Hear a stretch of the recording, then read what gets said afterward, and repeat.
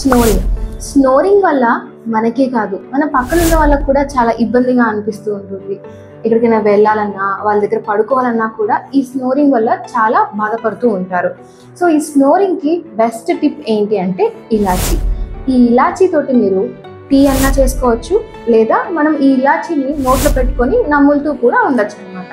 ఇలా చేయడం వల్ల ఇందులో ఉండే anti oxidants, anti inflammatory and ఈ ఇలాచీ అనేది బ్రాంకో డైలటర్స్గా వర్క్ చేస్తూ ఉంటుంది.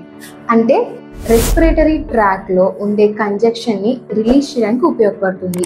ఎప్పుడైతే మనకి ఈ కంజెక్షన్ అనేది వెళ్ళిపోతుందో మనకి ఎయిర్వేస్ అనేది ఫ్రీగా అయిపోయి గురక రావడం కూడా తగ్గిపోతూ ఉంటుంది.